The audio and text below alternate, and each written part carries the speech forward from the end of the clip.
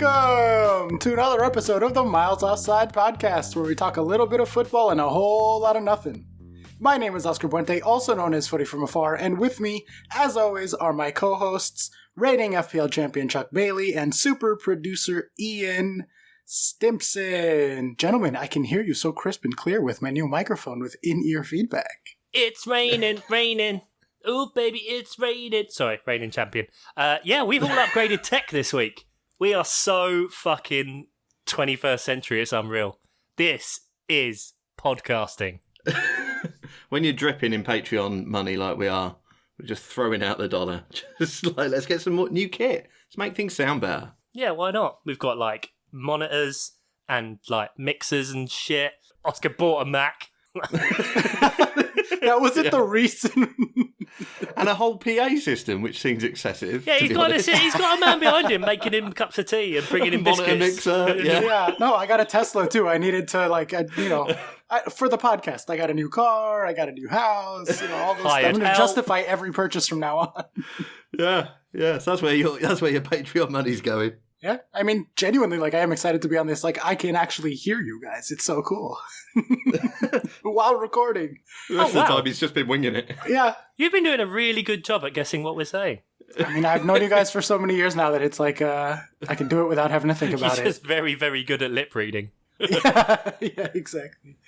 Oh man, that reminds me, actually, speaking of non sequiturs that don't have anything to do with the Premier League, we've been watching this show on Amazon this week called World's Toughest Race. It's like a 600 kilometer, I think, race. I think that's about right. It's like 10 days through jungle, hiking up mountains, and there was one lady doing it who's deaf, and they got lost at night because she couldn't read lips the way she usually does. I saw that. Is that the one where the New Zealand guys in it that are absolutely amazing and they win it every year? Yeah, that's right. Yeah. And then they were, at one point they were running, Ian. These people are so insane. They're out of their minds. At one point they were running and he's like, oh, it's just a bit of hypothermia. We'll run it off. Oh, yeah. Yeah, why not? Yeah. And there's a bit where they have to sail across about 100 miles of open ocean just in these little boats that you see in Moana, where they've just got the little bit off the side. And I've been watching a lot of Moana, guys. It's in my head. You're welcome. And yeah, these people are insane because it's meant to take 40 something days. And I mean, not to ruin it, but the people do it in 20 that come first. And no, it's less. It's even less. It was they don't sleep for the first 3 days. God. They just run. Is this something that's going to make me feel woefully inadequate as a person? Yeah. Speaking of woefully inadequate, how are Peterborough getting on? Don't. How dare you? 3-0 against the real Wimbledon. The real Dons. Yeah, I don't like to beat them. 1-0 would have been fine. But 3-0, it's rubbing it in. I'd rather beat MK Dons 3-0 than the real Wimbledon. Sammy Smodics, quickfire double, mate. Oh, lovely. And it was a tactical masterclass from Darren Ferguson. Changed things around just before half-time because it wasn't working out. And then it was just bang, bang. And then third goal just to finish him off. Oh, it's good times. All other results generally seem to be going our way as well. There is such a dearth of quality in that league. It is horrendous. That it's such a poor league, and we're just all stumbling towards the top. But I mean, the people at the top are Hull and Lincoln and Doncaster. It's awful. It's awful. But I mean, we'll smash it. But it's awful. So you guys are going up next year? Is that what you think? Is that what you're telling me? He's really setting himself up for a fall now. I am, but I really am. Everyone's shit. No one can do anything. We're only slightly less shit. Lincoln, Doncaster, fucking shitholes. It's all just sort of... Peterborough have finished 7th. Yeah. Well, if the EFL decide to screw us again, we will. Fucking unbelievable. But, how are Wickham getting on in the Championship? That's going really well for them, isn't it? That's going really well for them. They clearly deserve to be there. Could have been you in 24th, below points deduction, Sheffield Wednesday. And will be next season, yeah. Well, Ian, I hope you have a package of tissues nearby because I'm about to tell you that Peterborough are the most likely to get promoted according to 538. Blue Moon. Yes, come on. The single most likely to get promoted. That's including through winning the league or through the playoffs. They are 63% to go up as of this moment. That's how it works. 63. If you get promoted, I'll come watch. I won't watch fucking League One, mate. Well, No, you should come down for because obviously me and Finley still haven't claimed our hospitality tickets or whatever for when Finley won the Carabao Cup with Peterborough on FIFA. So yeah, you should come down for that. You know, you can meet some players who are only slightly better than you. Be good. You do me far too much credit, sir. Chuck, it'll be good practice. No, go on. It'll be good practice for next year when you're down in the championship with them. We're a 2/3 championship podcast, right, Ian? Shade. I'm beginning to regret letting you go then. I was all ready to come in with a joke and something about being nice. When I bought Finley that shirt afterwards. Yes, yeah. To commemorate. I get so many fucking emails from Peterborough. Oh dear. Is it an aggressive marketing strategy? So aggressive. It's not like they're desperate for money or anything. Yeah. Riddled. My inbox is fucking riddled. You got to make sure you check off that box that's like, I do not want news, I do not want specials, I don't want anything to do with you. Because they used to be I do not want, and now it's like tick if you don't not want, and now they're using like triple negatives and you don't tick the box. I don't know. Fuck. Listen, you need to know when the goalkeeper kit goes into a 30% off sale, all right? We all need to know these things, okay? That's the email I got this week. Yep, there it is. Save to favourites. Meanwhile, I get that email from Chelsea and I'm like, ooh, okay, I could use another third keeper goal kit. I haven't gotten a second one this year. Yeah, those emails are designed for people like you, Oscar. Yeah, they sure are. They definitely are. All right, well, if you are joining us for the first time, that's the banter section out of the way. We are two Brits, one American. We talk about the Premier League, and we are happy to have you. And if you have come back, all the better. We love you very much. Thank you. Leave us a review, a like, tell a friend, all that good stuff. And we will kick things off with our famous segment, as we always do, and that is Rapid Fire News. Our top story this evening, gentlemen, we'll start things off with something nice for once. Manchester United and England forward Sir Dr. Marcus Rashford has been named in Time magazine's Next 100 list as someone who is helping to shape the future in recognition of his campaigning work on child poverty. The list compromises athletes, entertainers, and political leaders, among others, with the 20-year-old appearing under the classification of advocate. He believes the children are the future. Teach them well. Let them lead the way. She was on to something. Whitney Houston? Yeah. She was on quite a lot of things, I think. Keep it positive. Keep it light. Cocaine. No, good on Dr. Sir Marcus Rashford. I mean, I'm all for him winning stuff, but what does it mean? I don't understand what it is, sorry. I hear Marcus Rashford and I'm happy. And to be honest, then I heard Time Magazine 100 advocating avocados. He's feeding kids. It's not anything. It's just a magazine that makes a list. It's like being world's sexiest man, you know. They're the people that do like Time Person of the Year, right? Like, have you guys heard of that over there? Right, okay.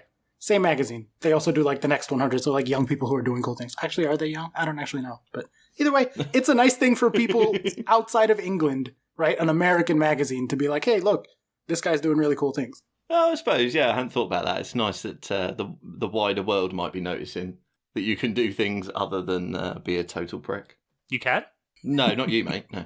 Oh, right, okay. One might. One might choose to feed the children. I feed one child. Hey, it's all you can do, mate. Literally. All right, well, from good news to even better news, gentlemen, our second story this evening, a safe stolen from the home of Everton manager Carlo Ancelotti in a burglary has been recovered.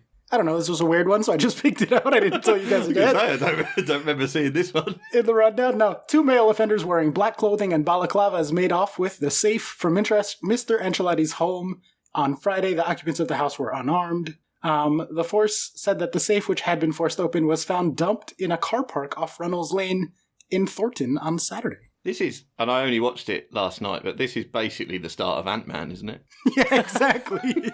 Yeah, pretty much. And also, I mean, that's pretty impressive. You stole, like, how big was the safe? Was it like a big safe? Like one of those, or just like they dug out a bit of the floor? It was like is it Fast 5 or Fast 6? The one where they dragged the safe behind two sports cars through an entire city? That sounds like a reasonable plot, yeah. Fast and the Furious movies? No? Just me? You know I don't really care for I haven't seen them. Although, consciously, I tried to watch Fast Forward the other day. I mean, admittedly, I started it quite late at night and I fell asleep. But, hectic.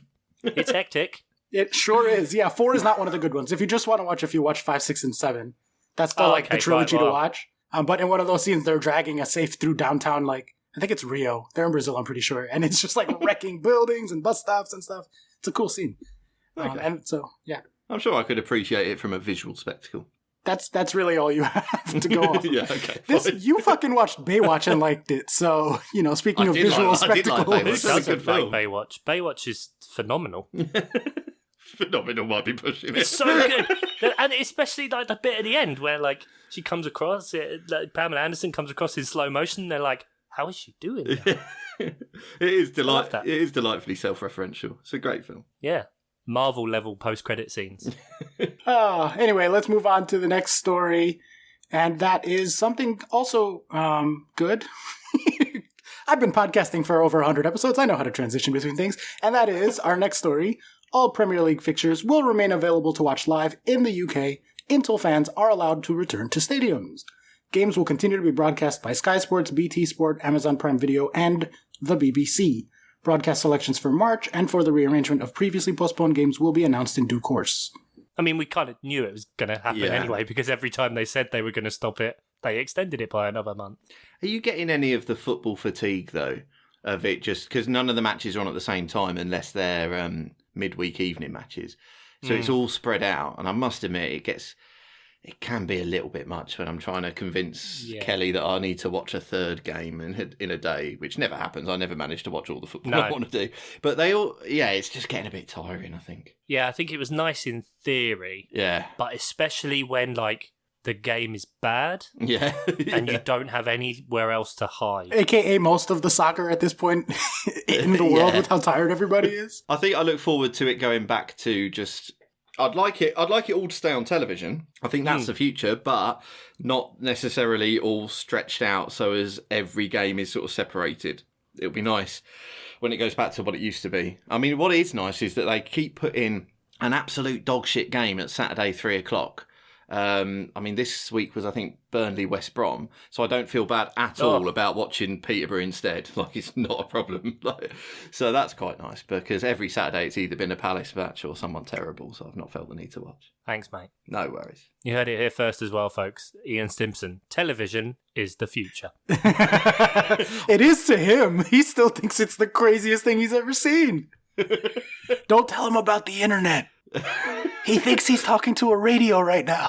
Well, Chuck will attest to it, that the first time the sort of Amazon Prime thing happened, where there were multiple games at the same time, me and Chuck were in a pub with a few people watching the matches, and we were losing our mind at how great it was having 4 or 5 different matches on different screens in different areas of the bar. It was. I think there were 3 games they were showing, and then we had a tablet and a laptop on our table with the other 2. Oh, so good! We were so clearly fantasy football. Wankers. As well. It was just who got that assist? Who did it? People, no one has any idea who we're actually supporting or whatever. Loughton got an assist. Screaming when you get to the 60th minute. That clean sheet is in. He's been subbed off. My defender's been subbed off in the 62nd minute. Get in. Points locked in. Oh, are you watching this game or do you have a girlfriend? All right, well, let's move on to the next story then. The National League will carry on for the remainder of the season, but the North and South divisions have been declared null and void. Bit weird for you to dive this far down on the pyramid, Oscar. What's the opposite of altitude sickness? Submergence disease? Yeah, the blood is just flying back up his nose into his brain. What's that thing that submarine divers get, right? Don't they get their bones bent the bends, or something? The bends. The bends, yeah, this is the bends. When he comes back up through the new section into the fixtures, he'll get the bends. Yeah, because he'll do it too quickly. That's the problem, Exactly, you got to decompress, mate. He should have gone non-league, League One, other, we're doing it in the wrong then order. Back to Premier League. Slowly build up through the pyramid. True. Yeah. You're going to need to lie down, go get treatment, and get your blood looked at. And I appreciate that, Chuck, because I believe this is the first time anyone has ever said we are moving too quickly through anything that has to do with rapid fire news. So Never happened before when Chuck said slow down. So no thoughts on the National League getting voided? Well, To be honest, I thought they weren't playing already. No, the North and South have been voided. I mean, you're getting... There's probably some semi-professional clubs in there. It is bad because obviously you might get some clubs go to the wall, and that's never good, especially if you're talking community clubs that, you know, people rely on either for, not necessarily for income, but just something to give a sense of community and to go and support, you know. So that is sad, definitely. Something, you know, not everyone can afford 30, 40 quid to go and support their team. You know, even at League One level, it cost me 26 quid to see Peterborough. You know, it gets expensive if you want to take the family. So, you know, it's a shame if any clubs go to the wall, and that's looking more and more likely. I don't know how much access they get to these support packages that the Premier League have sent down, but yeah, hopefully no one's going to go to the wall. Yeah, I mean, you know, these are hard times, so let's just hope that the pyramid may continue long into eternity? Question mark. Yes. Yeah. Okay, cool. All right, let's move on then to our last story today, and that is kind of related to the soccer, so it'll be a good transition. Oh, Dr. Rashford scored a goal. Yeah, yes. Hey! Who got the assist? What am I, fucking... I don't Not know. you, Ian. He has the thing up in front of him.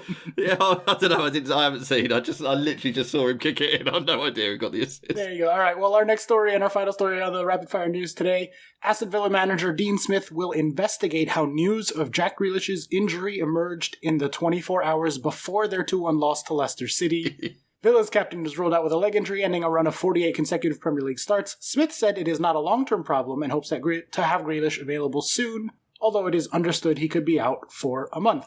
Anyone want to tell Dean Smith about FPL Twitter, or are we going to keep that in the dark? Yeah, about the FPL account that said multiple Aston Villa club staff and players had subbed Grealish out of their team this week.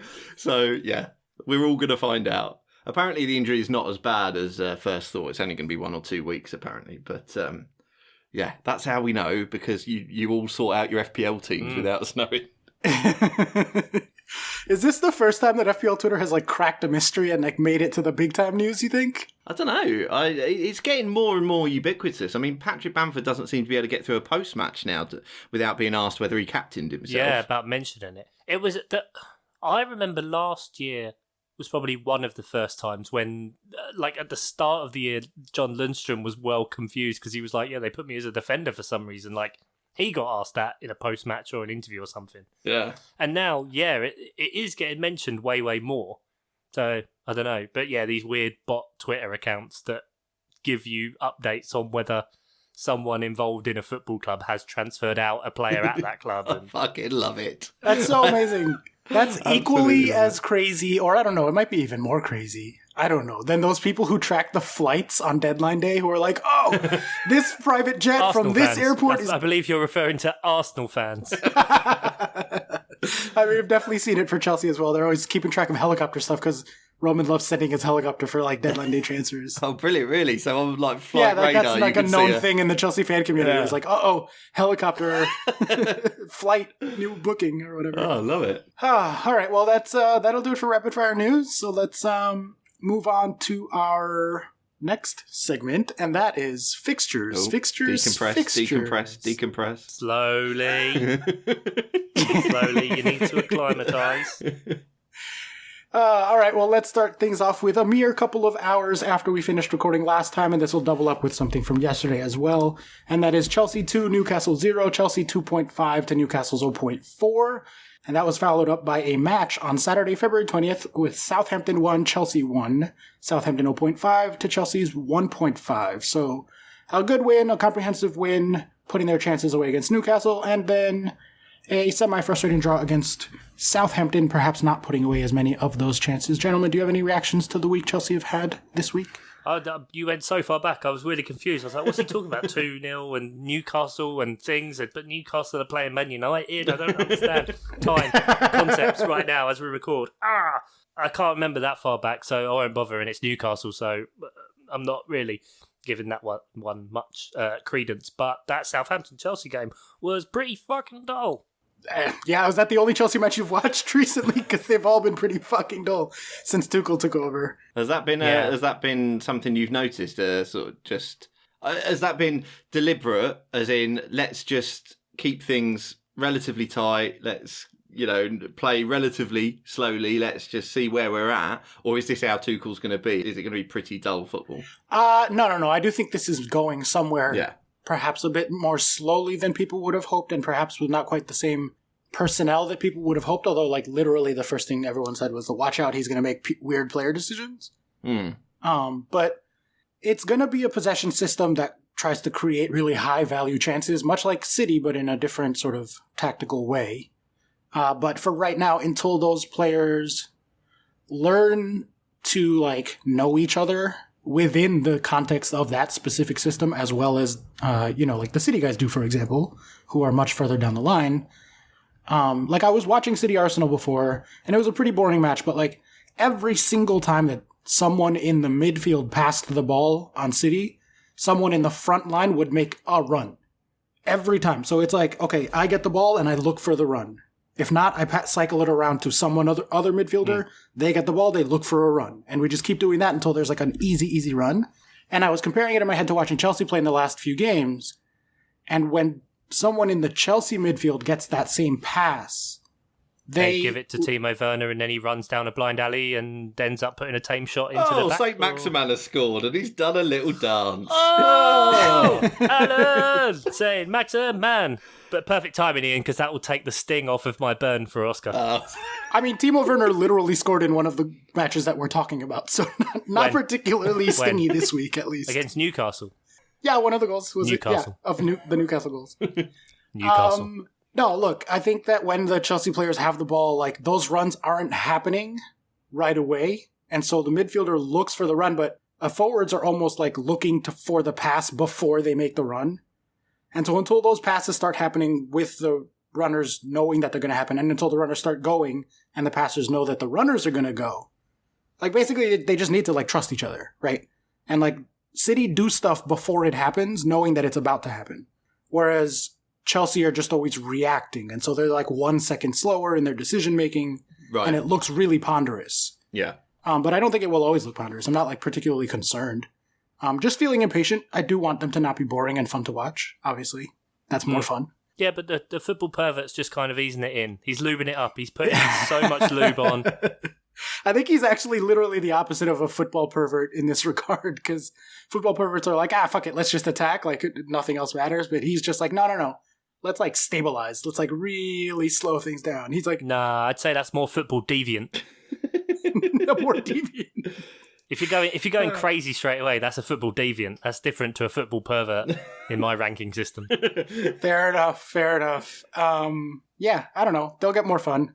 I hope it happens soon. I also want to see Pulisic play, and he hasn't been playing, and I wonder if it's injury or what else is going on. But speaking of player management, what's your thoughts on the weirdness with Callum Hudson-Odoi?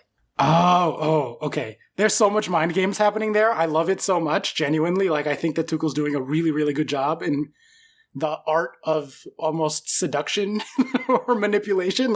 He's seducing Callum, not sexually, but to believe in his don't rule anything out. Mind. Yeah. Speaking of football birds. Never say never. No, okay, so the first thing he did with Callum was arm around the shoulder, come here, you're my buddy, you're my boy. I'm going to play you at wingback, but it's going to work out. If not, I'm going to play you in this position. I'm playing you all the time. And then in this one, he brought him in, and I think that there's probably some truth. To my eye, Callum looked like he was creating stuff. He looked like he was the most sort of lively attacker. But what Tuchel said in the press conference, is that what they're Post-match? Post-match. The post-match thing. Thank you, Ian. Yes. Was that that Callum was not pressing as intensely or as in as many scenarios as he would have wanted. Basically, he wasn't executing a tactical thing. And so like I said with Pep a couple of weeks ago, he doesn't necessarily care other things than the thing that he wants to see out of a specific player, tactical instruction.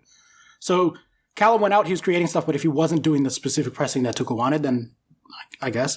But in terms of making him happy and then putting him down and making him, I feel like that's just another classic case of trying to make him a little bit hungrier, of being oh, okay, I really do need to press really intensely if this guy's going to keep playing. It was also the comment on the body language thing, though. That was the one where, even on Match of the Day, I mean, it was, it's fucking Martin Keown and Danny Murphy, so not like the cut and thrust of football knowledge or correctness, but they were very anti him coming out in that way, being quite so direct against, in that sort of way, maybe because it was a bit personal rather than a professional assessment, maybe. I don't know. Yeah, I could see that. I don't know. I'm not reading too much into it, honestly. It was the way he instantly answered the question, though, wasn't it? It was... He did have that answer ready to go. I think he knew people were going to be like, oh, you subbed the sub. Like, he was thinking about it before he got to the microphone. Especially when someone was being creative, attacking and on the ball, like he really was. Yeah. Right, he was. Yeah, he definitely was. I mean, it's not the done thing, is it? That's the thing. It goes against what we all assume is the done thing, is that if you bring someone on at half-time, making a half-time sub, you could say is not that often done anyway, unless things are really bad. And I guess you were 1-0 down against the run of play, so maybe a change was required. But a half-time, hooking someone at half-time is generally considered a little bit funny. So and he specifically addressed that Tammy wasn't hurt, that he took Tammy off for like tactical reasons also. So he took Tammy off at halftime and pissed him off. Yeah. Right. And then he took Callum off like 30 minutes later. Hooking someone 30 minutes after you bring them on, it sends a message without you then having to go out in the press and say the body language was bad and stuff. So, I mean, the message has been sent, in my opinion. But the message has definitely been sent, yeah. I mean, I told you guys, he's an asshole. He's known for being an asshole. Like, he's not going to shy away from doing asshole things if he thinks that it's going to get good play out of the guys. So sure, Chilwell likes him. Oh. Not so much. I texted you guys this. I was like, it's hilarious that Lampard got fired, even though like the performances were pretty good, but like we kind of came to the consensus that it's like, oh, because of the expectation, because of 200 million pounds or whatever. And then Tuchel comes in and it's like, only one player playing yesterday was one of those shiny new toys that we bought over the summer. No Chilwell. Silva's injured, obviously. Ziyech came off as a sub. Havertz didn't even make the squad. Not really sure what's happening with him. Or he might have been on the bench, actually. I don't think so. No, I don't think he even made the squad. And Alonso's playing over Chilwell, as you mentioned. So, like, I guess Tuchel gets to come in and not have to worry about that. I don't know, but that seems pretty weird to me. I'm keeping an eye on that specifically, in terms of things to be potentially concerned about. But can't complain. 2 goals conceded in 7 matches under Tuchel, undefeated. And so I guess from there we can move on to Wednesday, February 17. And we'll take this one in pairs also. Oh God, I need to change tabs again. What have you done? You're going back in time. Ah. I'm just following the timeline on Understat. Yeah, I know, like but literally going down by date. We had Everton 1, Manchester City 3, Everton 1.1 to Man City's 1.2. And then also today we had Manchester City playing Arsenal. Arsenal 0, Manchester City 1, Arsenal 0.3 to City's 2.1. So the party just keeps on going. The bus just keeps rolling and everybody get the fuck out the way because City are going to dominate this league, pretty much. Is that 7? It was 15 wins in a row, wasn't it, last time we spoke? Yes, right? 13 in the league and 17 overall, I believe. Okay, so that's now 17 wins in a row. What can you do but laugh? What do you want to say? What? There's nothing really cutting edge we can say about it, is it? They do that. They went out today against Arsenal, 2nd minute, Sterling scores. And then just lock it down, yeah. Well, I don't know. They still generated 2.1. Like, that's not locking it down. They just kept going. That's the baseline generation against Arsenal. That's fine. That's just that's what you do. Yeah, that's true. Baseline generation. That game, man. I've seen testimonials with more intensity than that match. Like, I know Arteta loves Pep, but really just laid down for him. Oh, yeah, he got his belly tickled, didn't he? Speaking of football perverts. Can we talk about the other side? Like, we can't say anything about City. What do we say about It's City? hard, Can we talk isn't about it? Everton? Yeah. Can we talk about Everton? Just like sure, let's talk. Actually, Everton almost gave him a fight. It was 1.2 to 1.1, so like that's pretty close. And then Everton, their second match was, obviously, we'll talk about the big one then, and that is Liverpool 0, Everton 2. Everton finally winning at Anfield and winning over Liverpool at all. First time they beat Liverpool since 2010. First win at Anfield since 1999. And they beat them on XG, 2.0 to 1.5 on XG as well. So a bit of a lucky scoreline, but they beat them, and they beat them fair. Yeah, derp them right up. This is great. Liverpool are now 33 points worse off than at this time last season. 33. And we are, 2/3 of the way through the season? Yeah, so it could be worse. Can be worse. Can they get to 50 points? Well, they'll get relegated. I'm sure they could. They'll try. Yeah. I mean, I do have some numbers on Liverpool if we want to get into the Liverpool side of this match, because it is such a drastic difference to last side. Hang on, so we're going to do more than just Liverpool? Are we actually going to give, make it seem like we know what we're talking about? I'll do my best. Go on, Oscar. I make no promises. I looked at their attacking numbers, I looked at their defensive numbers, and I looked at specifically their finishing numbers to see if maybe something's going on with the front three guys. My working theory, other than obviously Van Dijk is injured, and that's like one of the biggest losses you can have to a squad in the world. But I also want to know, is there something more going on? So let's look at the attack and see those three guys, Salah, Mane, Firmino, they're all on the wrong side of the age curve. So I said in the preview pod that it wasn't likely that they were all going to get bad, but it was likely that one of the three of them would fall off in their numbers. Turns out I was wrong. Their numbers are still very good in the expectation. They haven't really changed much. We've seen Salah and Mana both drop off a bit on expected assists, which does make sense if they are dropping off in goals overall. Then there's no 1-2 assist at that point. And especially Salah, his actual assists have gone from less than half than what they were last season per 90. But for the most part, Firmino's super stable. Mane's pretty stable. Salah's shooting numbers are really good. Their expected goals per 90 3 seasons ago was 1.94. Last season, title-winning season, 1.88. And then this year, 1.86. So slight decline each season to the next, but not like a huge decline in their attack. So it really just is the defense, because here's their expected goals allowed numbers. 0.79 per match 2 seasons ago. That went up last year to 1.05, so over a goal per match. And then this year, 1.27. So that is a 25% increase in their expected goals allowed per match. Wow. So this is a symptom of playing people out of position in defence, you have to presume, because it's been brought up, hasn't it, that it's an odd thing to do, to have so little trust in your backup defenders that you completely hobble your midfield in order to bring people back into defence. So, as you said, I think a couple of weeks ago, Chuck, it's you're hamstringing 2 bits of your team, and the link up between the three, traditionally the 3 phases of the pitch, defence, midfield, and attack, has been not there at all. There's been no link up at all, and I think a lot of it is because I think we like to take the piss out of him, but Henderson is such a good midfielder. And Henderson, who, by the way, is hurt for some significant amount of time now. He went down with a groin muscle thing in this match. Yeah, so it's going to force Klopp to use some of the young defenders, isn't it? You would have thought, unless he's going to play Salah back there. Yeah, and now it's like you have to use them out of necessity rather than putting them in with someone in front who, like Henderson, who can then lead them and make sure they're in the right places as they are. Yeah. Because at the minute it's not coming from Alisson from behind, because he's a little bit all over the shop. Or he's not at Alisson level. And so, it's, you can't just use Van Dijk's injured, because then if everything hangs on that one person, then you're not a good team, right? Yeah, absolutely. Yeah, right, exactly, no. It makes no sense to me how you want to play the victim with all of these injuries, and every team has had important injuries. And if you look at injury tables, there are teams with a lot more in some cases than Liverpool, or a lot more longer term injuries or whatever. On average, isn't it something stupid, teams are expecting 150, 200 injuries a season, and then included in that is your 1 or 2 days and your whatever. Yeah, right. Yeah. I'm not saying 2-3 week layoffs of every player. Yeah.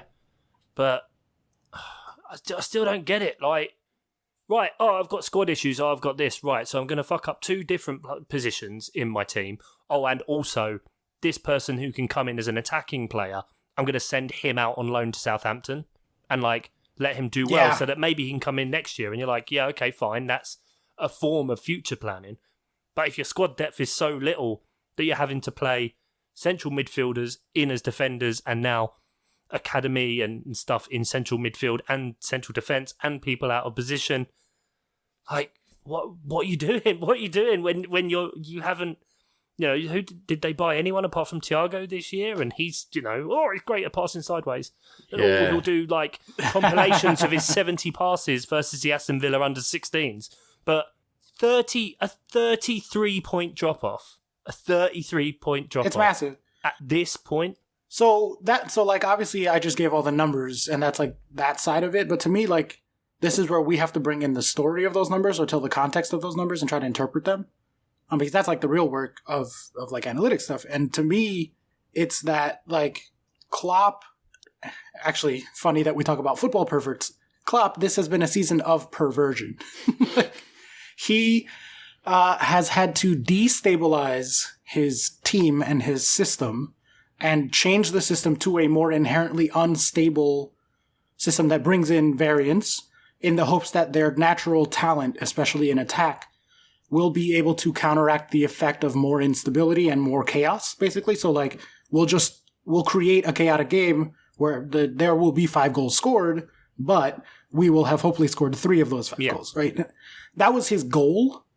And I think that was his first mistake. Every year apart from last year, though.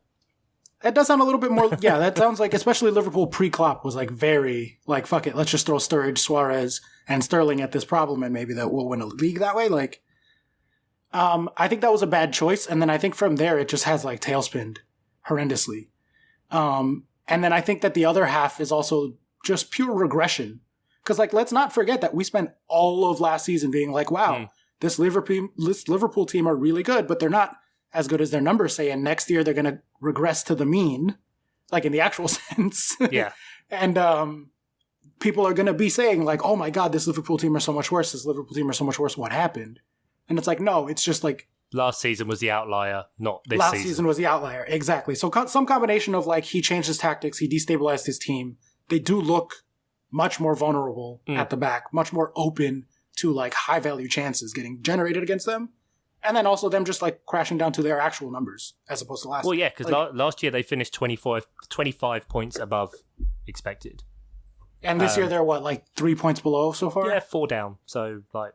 Yeah, I think they're third behind Chelsea on expected points, which is that last year they were about even with Chelsea on expected points. Like, it's City by expected numbers, and then us and Liverpool by expected numbers, and then in real numbers, Liverpool have gone well above their expectations. Are you trying to say that, like you said last year, that over time, because the numbers are right and you follow the numbers, you're right? Is that what you're In the long run, saying? I'm always right. Yes, that's correct. Oh, no, okay. Eventually, I am proved right. Eventually, I'm proved right. It might be until after all of us are dead, and so, I'm going to die happy knowing that I will be proved right even after that. Oh, good, so. good.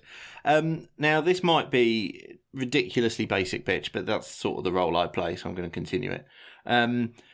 When Klopp first came to Liverpool, there was a lot of talk, ridiculous talk often, of the gegenpress and the intensity of the game that he was going to play.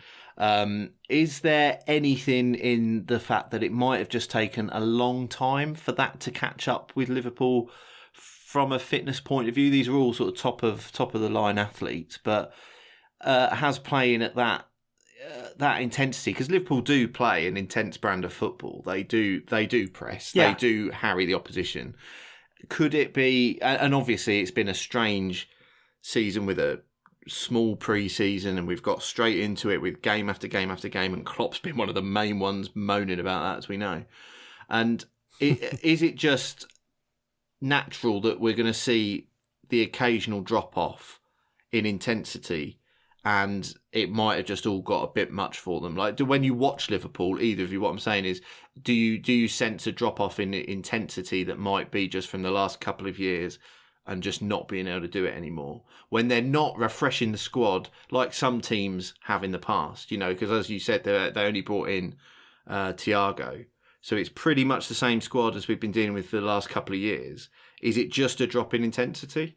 That's definitely a huge, huge part of it. I haven't done this study, but I would not be surprised. My intuition tells me that the teams that do the most pressing actions on average are also the teams that are suffering the biggest drop-offs in their underlying numbers this season.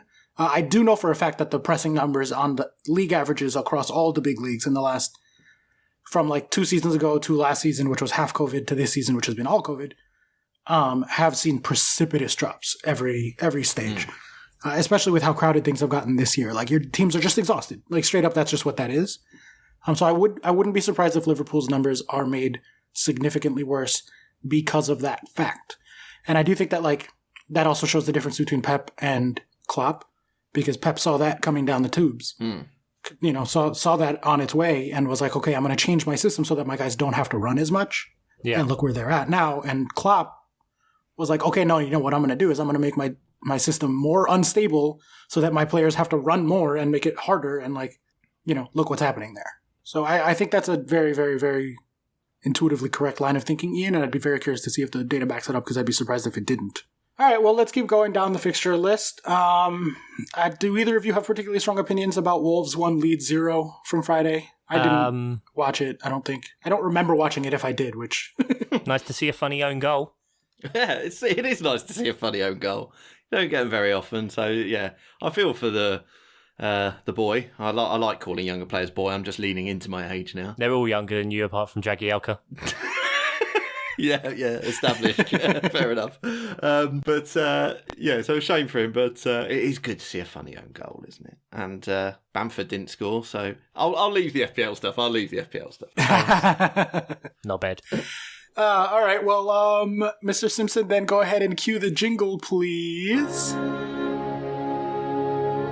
Oh, they're better than they ought to be. Burnley of the week. Anytime you have a team that does a third of their opponent's XG and still manages to get a point out of that, and that team is literally named Burnley, they are gonna be Burnley of the week. So Burnley 0, West Brom 0, Burnley 0.5 to West Brom's 1.7. West Brom, 10-man West Brom. 10-man for the last hour of the match. Against the worst team, even worse than my shit team. And your shit team beat my shit team 3-0. And then 10-man West Brom, 10-man very attacking West Brom, 10-man some of the players in attack should pass just that little bit sooner and not be so selfish, or they would have won that game 3-0. West Brom, what the fuck? This is like a Watfording and a Burnleying in one fucking go. Lesser spotted. Sure, we never normally see it with both ends of the spectrum, but just fuck off, Burnley. That sums it up. Yeah, I just want to bring up the fact that they suck so bad. West Brom are genuinely one of the worst teams I've ever seen play in the Premier League. And they, on 10 men, triple XG'd Burnley. Did you not watch their attacks under 10 men? It was phenomenal counter-attacking play. Oh, yeah. There was, they were good really interlinking. good. Ainsley Paint and Tiles was great. Not Diangana, who's the other one? Pereira, he was great. Steak Diane, he was great. Apart from, again, he should have passed a couple of times, but never mind. But, yeah, why are they still in the Premier League? Why are they... That's what I enjoy about Chuck. So obviously we've got the video, but I know for a fact that listening at home, you'll be able to know what Chuck is doing. His head is in his hands. It comes over in his voice. It's just... I just hate them. I just fucking hate them. I wish we didn't have to do a stupid feature on them every week. I wish they could just fuck off. And then we could do a new jingle or something. Anything. Do you want to rename it the Mourinho of the week? Yeah. Do you want to hear Mourinho's voice every week? We'll make him the jingle? Yeah. Oh, let's workshop that. Off air. This is off-air discussion. Now there's even more reasons for Burnley to go down. Especially because Fulham, the mighty Fulham, they're coming back. Yes, let's bring that fixture in then. Also, Saturday, February 20th, we had Fulham 1, Sheffield United 0, Fulham 1.2 to Sheffield's 1.0. So probably a 1-1 draw would have been the more fair result, but Fulham getting a big win in the relegation race. Shout out Fulham. Shout out Ruben Loftus-Cheek, looking pretty good in that match. 7 points in a week or something, Fulham? Yeah, Scott Parker was quite happy in the post-match presser. I just watched it to see his beautiful, beautiful face. I will listen to that man say anything.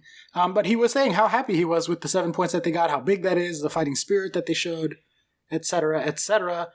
Checking in on the title race, they are now only 3 points behind Newcastle. Newcastle do have a game in hand. Title race? Is that what is that? Did I say title race? relegation race. The title of finishing 17th. Survival race. The race Yeah, to the survival survival. race. Let's Escape go to with that. victory. There you go. Yeah, only 3 points out now, Fulham. Slowly clawing their way back. Yeah. And their underlying numbers are definitely better than in the other teams in that race. They're between Southampton and Wolves in their underlying numbers. So, like, looking pretty good. Yeah, they'll really be hoping that Man United get a win tonight to keep them to 3 points away from Newcastle, because then I think they'll be even on games played. They've got a bit of a nicer run now. I mean, I know Palace come up in that run, so fucking they can have the 3 points. Fucking whatever. Didn't want them anyway. But yeah, this is it. And we've said for a couple of weeks now, like, I mean, I'm not going to say that I started it, but I did start on this podcast being positive about them and making Oscar stop last week to give Sophia gold. The credence and the airtime it deserves. But Fulham are, they're clicking and they're doing really well. So at this point, it would be a shame to see them go down, especially when you have got other teams around there. Oh, there's so many more teams I'd rather see go down than Fulham. There's so Definitely. many more teams that literally don't fucking deserve. They just don't deserve it. Like Sheffield United do not deserve, although they have been very unlucky. Granted, in this game, they definitely 100% should have had a penalty at the end. Oh, yeah, they should have. Yeah, you're absolutely right. How you look at that and don't give a penalty, I've got no idea. Absolutely no idea. West Brom should fuck off. Burnley should fuck off. Based on this year, Palace should just fuck off. Brighton, well, they can just fuck off anyway. Newcastle are fucking, like, right now, there's so many teams that are just there. Yeah, it really is, yeah. There are 6 teams worse than Fulham by the underlying numbers. Palace are there. Chuck, Yeah, sorry. I know, and you showed me this lovely little fucking table, and it's always nice when my eye test is just confirmed by data. I love it. I love it so much. I was not sending you that for the Palace of it. Right. Your fucking XG differential per 90 prick. Oh, that's descending. Goodness me. Yep. Go on, give your stats. No, I'll switch to a different stat if you don't want to talk about the one that includes Palace being bad. Wait, and there's this, one. Wait, hang on. Are you telling me? He's found Are the you golden telling stat. me? I got a golden stat. there is a stat out there where Palace are potentially in the bottom 3 for. Yeah, that is the 538 relegation odds, because you guys do have that nice points cushion. But this week of results did bring Fulham down below 50% relegation for the first time. Come in a long on. time. They're still third most likely. But we have Sheffield United with 97%, West Brom with 98%, and then the next one after that is Fulham with 47%, then Newcastle, then Palace. But Fulham below 50% relegation, that's, on the way up. Also, I mentioned about Fulham's good run coming up. It's Palace, Tottenham, Liverpool, Man City. Oh, they've expended all their good fixtures, have they? Okay. That was the past. That was the past Yes. I was remembering. But the games you got to get points from, you get points from. That's it. Good. So they won't worry about that. They'll worry about the bit afterwards, which is Leeds, Villa, Wolves, Arsenal. Yeah, Arsenal. Like, they've still got Burnley to play. They've still got Newcastle to play. Like, Newcastle on the last day of the season. Ooh, that's a juicy one. Imagine that, if we get that. Big things happening for Fulham. Ruben's looking great again. Yep. Ademola Lookman's looking great. Absolutely. I like the look of the new boy as well. Maha. Yeah. I'm taking it as a soft J, like yogging, is how you pronounce it. Okay, let's do that then. Yeah, Maha. Maha. Good vibes. Party times. All right, well, that should do it for fixtures then. We do have a couple of more, but none of us really care about them, so we'll just go ahead and take a quick break, and we will be back after the jump with some FPL and some Bluffer and all that good stuff. So we'll see you in a bit. Jeff, your team's so shit, we're not even going to fucking talk about them. Peace! Hey fellas, we are in the thick of winter and a storm's a-brewing. It looks like 1 to 3 inches are in the forecast when you trim that hibernation bush that's taken place in your pants. Luckily, our partners at Manscaped specialize in products to make sure you're walking around town with beautiful snowballs. And because of their ceramic blade and advanced skin-safe technology, your snags on your snowballs will be reduced. The trimmer is also waterproof, so that you can trim in the shower or a jacuzzi if you are a savage. Ian, when was the last time you shaved your balls in a jacuzzi? Straight in there. I don't know, but it's the sort of thing I aspire to. I'm going to have to get a jacuzzi just so I can attain that level of luxury. I think you can rent them for the weekend, can't you? You know that I have. I don't know if you can return them once they're full of your pubic hair, but if gloss over that. To be honest, with the Lawnmower 3.0, you will feel like so much of a baller that you'll just be running through jacuzzis. Ordering jacuzzis left, right, and centre to show off your pristine balls. I mean, this is the thing with the Manscaped performance package. It's about the quality, and this is what you should aspire to as a gentleman these days. So the new and improved Lawnmower 3.0 in this performance package, the Weed Whacker ear and nose hair trimmer, the performance boxer briefs, which I am wearing, and I'm putting them through the wash way more than my other stuff because I want to wear them all the time. I've only got one pair. I need to get some more pairs of these. So comfortable. Yeah, absolutely. And it's not just about the lawnmower. They also have a ton of other amazing men's hygiene products on their website, from the disposable mats for your pubes to foot deodorant. And with 20% off, you'll get free shipping at manscaped.com using the code MOP20. That's 20% off with free shipping at manscaped.com and use the code MOP20. Thanks, Manscaped, for making our winter wieners look so good. Ladies and gentlemen, boys and girls, it's time for the Predictor League, the League of Predictions, a defunct section that we hardly ever do, and I just updated the spreadsheet after about 7 game weeks, and the positions of the teams didn't really change, because everything's about where it should be in the league with predictions for Predictor League, yeah. So Predictor League, yeah. What's the Predictor League, Chuck?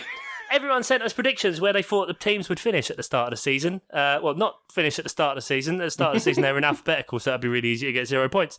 And basically, where the teams are now, based on your predictions, the deviation from that point to get you a score. It's like golf. The lower the score, the better.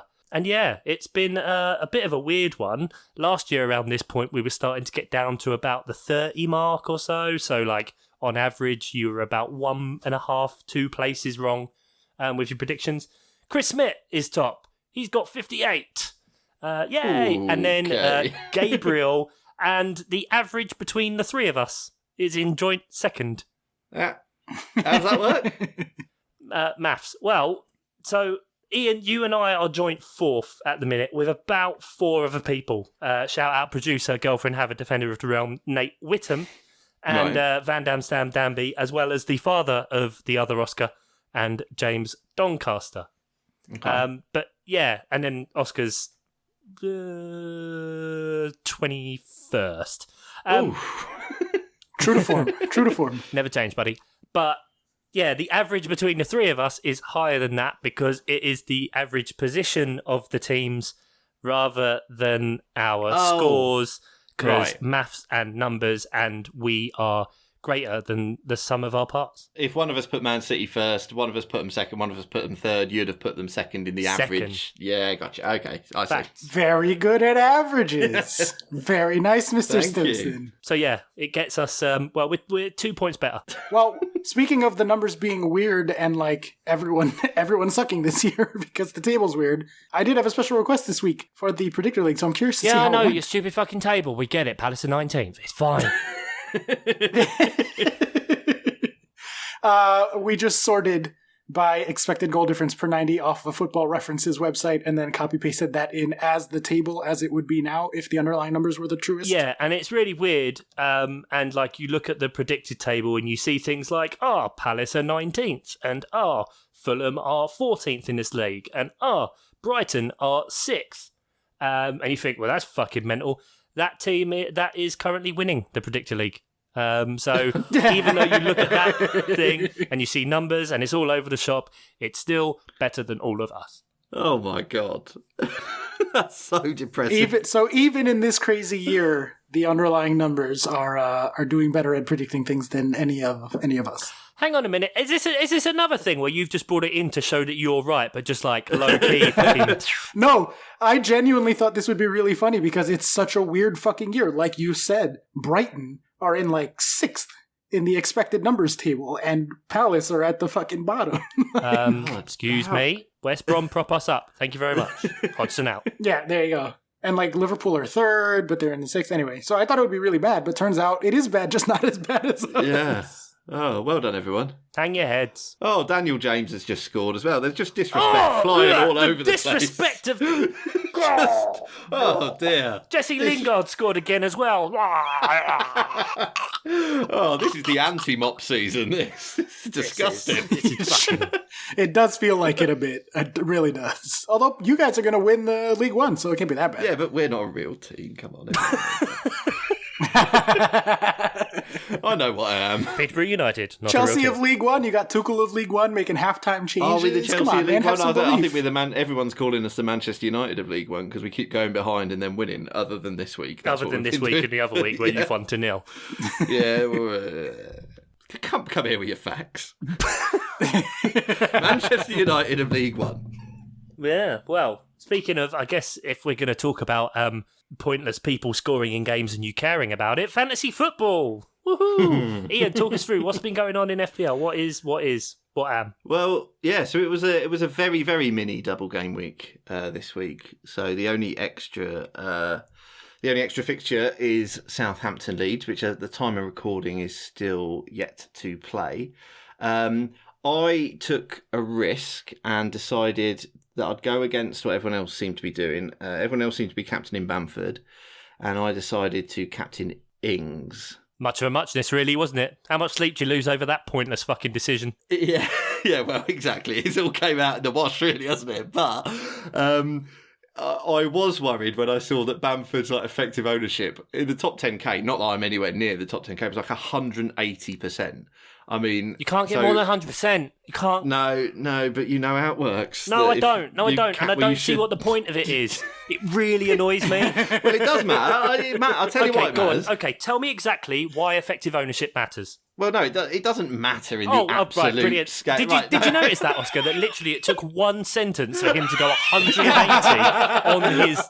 As the arbiter of all things mathy on this podcast, let's leave it to me to decide if this thing is useful or not. So, Ian, explain it to me. No, and I'm not saying it's it's useful, right? Right, I'm not saying it's useful. Okay, so what why I'm saying bring is, it up? well, because what I'm saying is, once everything's locked in, you can look at it and just go, and you can know what you're pulling for. So, for instance, tonight I own Bruno Fernandes, but for every point he's going to get, my rank will drop. Right. Because his effective ownership is over 100%. There's enough people captaining so your him. rank wouldn't drop if you didn't own him? If I did own him, obviously it would drop even more. Yeah, right, okay. So you're absolutely right. Owning Yeah. him gives me the protection of the 100% ownership. Yeah. But he's owned by, effectively, 115% because so many people have captained Bruno Fernandes. Okay. So it just means... 15% specifically, Yeah, wouldn't so it be? therefore, Well, if you own him, then only- 15% hang on. are ahead of you. If you don't own him, 115% of players are ahead of you. Hence why effective ownership is fucking pointless. And if anything, you want to own the players that are high rather than not cheering for them to score. It doesn't make sense. You're all getting your balls in a bunch over fucking nothing. Just ignore it. All I'm saying is that I would have very much suffered had Bamford scored and Ings not. And as it was with them both blanking, it was fine. But you're absolutely right. Obviously, points is the ultimate arbiter. Points. But try telling Oscar that. So, it's not expected points. But No, I can't tell Oscar that during the season. I can tell him it post-season when reality exists for a while. That was just... I'm sorry, Oscar. That was just the ultimate deflection tactic. Here, on my part. I got, while you guys were rambling about it and, Oh, good, he's and not bickering listening with each anyway. other like small children, I looked up the equation for you. So I have an equation just to make it even mathier. Effective ownership is 2 times the percentage of the top 10K managers who have captained a manager, plus the single percentage of the top 10K managers who have started but not captained a player. Yeah. Okay. Good. Great.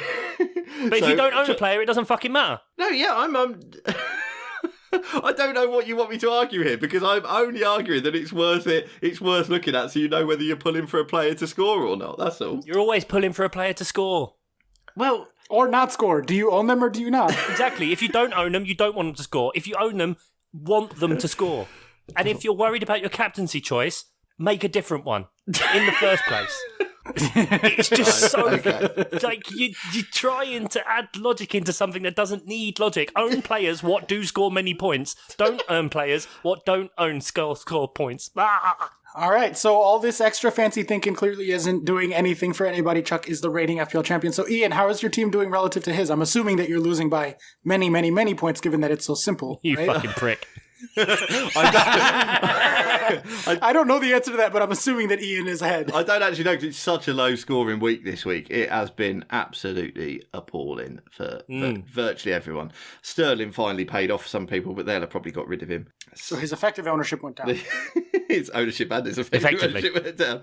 Effectively. What am I on? I'm on 34 as it stands on the actual site. Very poor. I don't know about FPL, but that sounds like a small number. Yeah, I'm on 31, so it's definitely a small number. Yeah, I mean, I've got three Leeds boys to play, McCarthy in goal and Ings captain still to go. I'll always take a goalkeeper with 2 fixtures, even though Pope's sitting there with 8 points on my bench, fucking laughing at me. Not my bench. No, well played. Well, anyway, but, what's coming up this week is another time. Yeah, and the big one. What was fantastic, and you probably won't have seen this, Oscar, because you are just tuned out to it, but they announced the double fixtures after the deadline of the previous week. Yeah. So, people would normally plan and say, I'm going to wild card, then bench boost. Nah, at 6:31 on Friday, they dropped the next week's fixtures to go, oh, yeah, by the way, these 8 teams have got a double. These nuts! So beautiful. It was so good. I mean, yeah, the obvious thing, wildcard bench boost, you had to wildcard blind, and if you were doing that, my condolences. But yeah, Premier League really knowing what they're doing there. So we've got the biggest double we've had in a long, long time coming up. So if you're looking ahead to game week 29 where there's a blank, but you still want to retain teams who are doubling in 26, the only teams you've got to pick from, Fulham, Spurs and Villa, which is not a big pool at all. But there you go. So they've really dropped it on us now, and I'm genuinely thinking it's so sort of confusing trying to do this, because I'm going to save the wildcard until after the blank now. I've decided, and just wildcard for the run in after the blank. So I'm genuinely thinking about literally just playing it week by week. So even though I know Southampton have got a double in 27, I'm thinking of moving Ings and McCarthy out this week and just getting Martinez and maybe even Maha. So I've got people who will play in the blank, and then just worry about next week because the double is Southampton and Man City, isn't it? Well, do I want Southampton players? Yeah, so you don't want that Southampton Exactly, anyway. I probably don't want Southampton players anyway. Nah. So I just think I'm going to probably try and play this one fairly aggressively, and then I will be bench boosting Pope, who has a double, and then the 3 Leeds players who have single. Oh, so you're gonna bench boost this week? Yeah, that is the plan. I haven't done it yet, but I'm thinking of that -4 that I just mentioned, and then my bench boost would be double Pope and the 3 Leeds players who play Villa. So I think that'll be my bench boost, and I would hope for a good sort of 16, 20 points off of that bench boost. Maybe, I don't know. I'm looking at the stats robust right now with that double game week that that I didn't realize had happened. And they are looking like being able to field a full 11 of double game week players and 2 free transfers plus 3.9 in the bank going into game week 26. Good place to be. So that's a good place to be, but I'm gonna have to figure out what the hell's going on with the blank right after or something. I don't know. I'm gonna have to look into you've it. still got Stats Robot still got free hit shit, right? No, just bench boost. Oh, just the bench boost. Wildcard? Yeah, we haven't used the second half wildcard. So then you've got to make a decision about... The thing is, if you wildcard into that blank, the teams that are playing are pretty ropey. So I think I'm just going to take that week as a bye week, to be honest. Just forget about it. Yeah, I'm just going to, if something happens... I'm not wasting a free hit chip on any of those teams. If I look at that based on not even using the free hit? No, what's the point? What am I going to potentially gain from it? There's so much dross. I won't own any Brighton players. That's just a fact. So that automatically limits me. Yeah, it's a bad blank. It's not going to be... Based on form... Yeah, who are you even bringing in? Well, exactly. And even at the minute, based on form, I might get rid of Son, who's about to play Burnley and Fulham. Yeah. I might be getting rid because... I might not now because of Maddison, but my plan was just go ham on Leicester. Leicester look great. They're attacking. Yeah. It's fun. Vardy loves it against... quote-unquote big teams, and they play Arsenal. Well, Leicester are loving it against anyone at the minute. We didn't talk about the Villa-Leicester game, but, they look great. And Maddison took a knock, but, Leicester just they're great to watch as well. It's fun owning their players, isn't it? Yeah, based on form at the minute. Like, you want Man City players. You probably want some Man United players just for goals. Who else? Leicester. Like, there's not a whole lot. Don't, get doubles in for the sake of doubles. But at the moment, I've got... at the minute, I've got 12 players on doubles. 12? 1, 2, 3, 4, 11. 11 players in the whole thing that have doubles. If I do 2 swaps, which are probably... I know I got him in for this week, but I'd probably get rid of Ings. Just because Southampton were still a bit meh. It was a punt for a while, and I've got the ability to just make punty things, and I can do Ings and Souček. Yeah, so because West Ham have got City, and then they don't have the best thing, and Souček, like, I wanted to own him just because I was sick of not getting his points, and then I never play him anyway, or seemingly no one ever does, so maybe I'd get rid of Souček and Ings for, like, Vardy and Barnes, or Vardy and Maddison, or something. Yeah. How are you on Villa players? How am I on Martinez? You got to get Grealish and Watkins in, man. Well, Grealish is like injured for a million years, and Watkins is a negative striker. Right.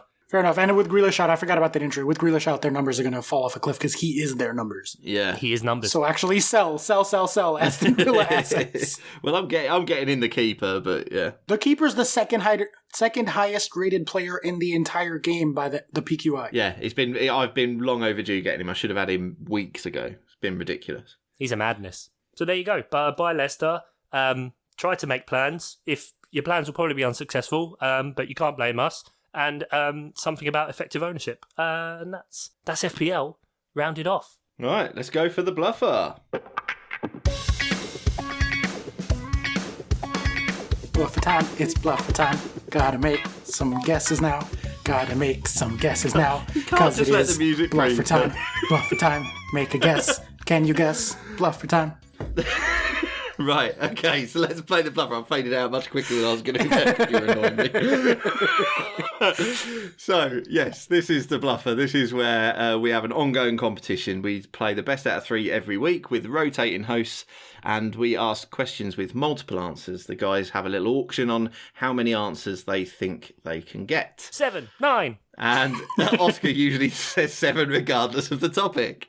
I normally say 9. Big balls. Shaved massive balls. Big balls.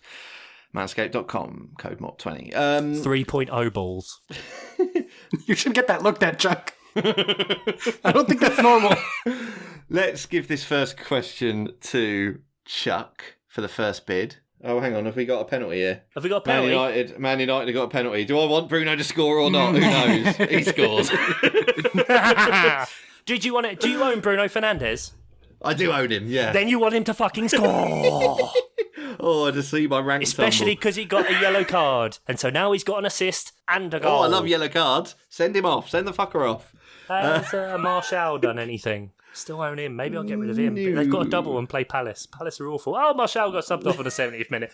Fantastic. That was right, anyway. They've got a guy on their bench called Shore Tyre.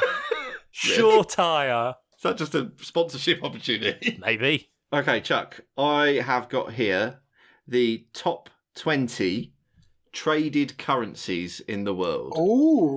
So I want to know the top 20 traded currencies in the world. They all have a turnover of over 50 billion US dollars. I'll give you that one for free. One. Yeah. I bid 1. I bid 1. So, is like fucking fake currencies going to be in here? Or are you talking like real country shit? No crypto. No Bitcoin. Good. No. Well, I wonder where it'd be, actually. That's a good point. I'll go with 4. 7, obviously. Were you always going to go 7 no matter what? I was, Chuck, I have to be honest. I actually had an internship for a summer trading on a foreign exchange desk on Wall Street. So. Oh dear. But that was like 15 years ago, so... Thanks for this category. So I'm going to go 7. 8. I can go 9. I'm just going to keep... 10. I'm going to keep bidding. He's just trying to drive me up. 11. 12. 13. 14. No. I'll go 11. 12. I don't believe you, so go ahead and have it, even though I think I can take this. I don't know that many currencies. Yeah, that's what I thought. All right, Chuck. So The top. I'm looking for the top 20. You have bid 12. So the most traded currencies in their daily turnover. I need 12 out of the top 20. Is that what I said? 12? Yep. I remember saying 10. Can I go back to 10? No. I've got 10 written down. I'd like 10. If you can just tell me what country they're from, Oscar, that'd be really helpful. I'll jump in with the assist for half a point here. I need to get the country and the thing right, don't I? Fuck. Well, yeah. Yeah, You do okay. really, yeah. Cheers, mate. US dollar. Yeah, if I just said dollar and I got 6 answers, but I was also wrong at the same time. Yeah, ding, ding, ding, ding. Ding, ding, ding, and because, I don't know, Lesotho dollar is not there. It's not in there. Japanese yen. That is third. Pound sterling. Fourth. Euro. Second, you got the top 4. I'm going to say... Problem is, I think it's the currency. I think it's like Chinese yuan. 8th place. Because there's many people in... Oh, just do countries with loads of people. Australian dollar? Hey, yeah. That's like number 5. Or like, it's like way up there. Sweet. That's because of the Eastern markets. Australia was one of the first ones that got popular. Oh, really? What other ones got popular? There's another one right nearby that I could tell you about that I think is probably on there. Peso? The peso. From which country? The one that's in the list. Mexico? Yeah. Yep, 10th spot. You've got 7. You got 5 more. 5 more. Right. Other countries with loads of people and increasing economies. I'm going to say Brazilian real. 19th. Very good pull. Very good pull. Indian rupee. 17th. Very good. You got 9. 3 more. So I've got 3 on my list. Okay. But the problem is 2 of them are probably wrong. That would be maybe because of the Nazi gold. I'm going to say Swiss franc. Swiss franc is 7th. You've got 2 more. No. I swear if Chuck gets this, I'm just going to quit. I just quit. I'm just done forever. Like South African rand. 20th. Oh. Get the fuck out of here. Oh. 1 more. Now I've got 2 and it's... I can't believe I should have driven them higher than 12, Ian. That's 12! Nuts. That's nuts. I'm going to say... I have so many. Because it could be... I have so many more. I'm so sad. Just because I can't tell between these 2 countries, should I just go for a complete punt I don't even have written down? Oof. That would be really Chuck, wouldn't it? That would be very Chuck. I'm going to advise against it. Canadian dollars. Beautiful work there. Oh, man. Unbelievable. I know so many more countries, currencies than I thought. Danish krona. The Swedish krona will be there. Swedish is, but Danish is not. Oh, is Norwegian there? Norwegian is 14th, yeah. So I had Danish and Norwegian written down. Ooh. They were my last 2 that I didn't go for. And then Canadian just came from nowhere. I have 5 more written down that Chuck didn't say. Can I rattle them Yeah, off? please do. The Hong Kong dollar. The Hong Kong dollar, yep. The New Zealand dollar. The New Zealand dollar. The South Korean won. Yep. And the Singapore dollar. North Korea nil. And the Singapore dollar, yeah. So, between you... You made yourself laugh. Oh, dear. Very nice, Chuck. Such a funny guy. So, I think between you've got... Calm yourself down. Between you managed to get, I think, 18 of those. I think there's only 2 that you've missed. So do you want to hazard a guess at all? By the way, Danish krona was 21st. Oh, okay. Ooh, so, okay. right there. So hang on. So Sweden, we didn't say. Russia. The Russian ruble is 18th, yeah. Yeah. There's 1 you're missing. 1 more you're missing. Oh, end of the day trades. Turkey. Turkish lira, yeah. Wow. I did not know the currency for that. I just remembered Turkey because I believe the symbol for that is TUR. I didn't realise you had this previous trading history, Oscar. And yet Chuck got the point. But and Chuck yet got Chuck the got point. the point. Chuck, Yeah. very well done. I'm so angry. Because oh my god. Well, I'm on tilt now, so take advantage of me in the next bidding. I'll take advantage of you anytime. Thanks, bud. Football pervert. Right. Football pervert. Football deviant. Okay, Oscar, it's your bid, though. You can make amends here. 7. I need to know the 26. There's only 6. The 26 code words in the NATO alphabet. The NATO fucking phonetic hell. alphabet. Oh, okay. 26 7. and you're bidding 7. Let's start with 7. That's a good number. 26. Oh, Holy shit. he's Beatles in it. I'll do the whole thing. God damn it. That means that You can't take it. Yeah. I wasn't giving you the chance. Alrighty then. Okay, Chuck. I don't know all 26, so you would have had this anyway. Shall I even bother dinging, or do you just want to go through them? And I will... I'd quite like the dings. You'd like the dings? Okay, Thank fine. I need the dings. I'm going to do these in order as well, just to make Okay. it easy for you. Thank you. Alpha. Bravo. Charlie. Yes, you are. Be a bit shit if I forgot my own name. Delta. Echo. Foxtrot. Golf. Hotel. India. I didn't think about whether this would be a good Juliet. listening experience. Oscar looks like he's having the greatest time. So angry. Kilo. Lima. Mike. November. The other podcaster. Oscar. Can I just say, I'm absolutely furious I'm not in the phonetic alphabet. Yeah, you're the only one. I'm the only podcaster not in the phonetic alphabet. It's absolutely outrageous. Yeah. Papa. Quebec. Romeo. Have I broken the dings? Yeah, I can't get the dings out quick enough. Sierra. Tango. I have to let the old one play out. Uniform. Victor. Whiskey. X-ray. Yankee. Cue the music. Zulu. Zulu. It's Zulu. It's Zulu for Z. An emphatic victory Oscar for Chuck sad. Absolutely. Dejected. 12 answers, followed by 26.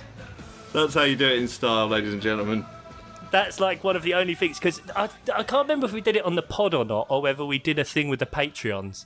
But I Right. did like the Greek alphabet.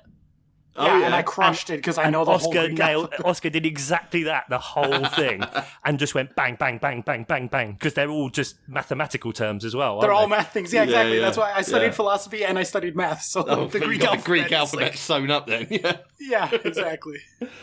Well played, Chuck. So that makes Yeah, it man. 6 points to Chuck, 6 points to me, and 5 points to Oscar. Oh yeah, With- sick. I was going to say 554, but time numbers. Well, that felt unnecessarily prolonged. You could have just given him the points. He clearly knew all 26, but whatever. Yeah, I'm not sure it was great listening, but plenty of dings in there, so who cares? Yeah, if you ever want to read your license plates out now, there you go.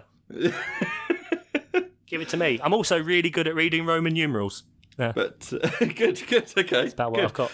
But but thanks to Sam, he gave me the NATO alphabet one a long time ago, and I've Thank not you very used much, it, Sam. So, yeah. But yeah, and thanks to everyone else who gave me some. I've got some in the bank for the future as well. So there we Ian, go. how many of that alphabet do you think you could have named? I'm curious. He would have said Ian for I. It's it's sort of hard to say because I had it in front of me. I don't know how many I would have actually known. I think I'd have been able to do them all. I think. All of them, really? Is that taught in England more? I don't know all of them. I would say I could probably do like 20-ish that I would know. I don't know. I just But like, that seems weird to me that you both know all 26. yeah. I don't know. I think I would have a good stab at. Yeah, I think I I probably think would. it's just because But it's I don't know used. why. It's used quite a lot when you call people when they're reading out, like obviously Yeah. like car license plates and Yeah. stuff like that. Do Like, people all use them over here? Everyone just makes up their own. No, I think they're pretty would well say used. It depends if you're phoning a person or a company. Also, anyone who's ever worked in a call center will probably know them. All right. Well, But yeah. well, very well done, Chuck. That Yeah. was very impressive.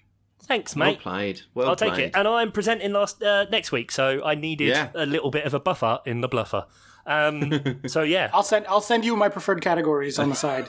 Oh yeah, you've got your multi-category set up. yeah, and I've totally. Oh no, I haven't replenished them yet. Thanks for reminding me.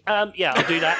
Send me some if you want. There we go then. So if we're looking at fixtures, obviously we're recording a Sunday. So at the minute, Man United 3-1. Is it still 3-1? 3-1 with a few minutes to go. Yeah. Yeah. So tomorrow, I mean, yeah, if you've got Sky Sports, I guess watch Brighton Palace. I'm Why? going to watch Who that. knows? Definitely. Yeah. Yeah, big time watch that. Jesus Christ. You guys must just be like really comfortable in your lives. That's nice. That's nice. Like I'm happy for you. I don't have that. Oh, that's good. I think it's called just trying to be friends. Well, you're not watching Palace, so someone's got to. No. Yeah. And then Tuesday, 23rd of February, is Leeds Southampton. We then move Come on, into Ings. game week 26. Saturday kickoff, so don't worry about the Friday deadline, which probably caught out a few people. Raf, probably. Bless him. Petrol and a diesel. Diesel and a petrol, whatever it was. Man City, West Ham kick us off at 12:30.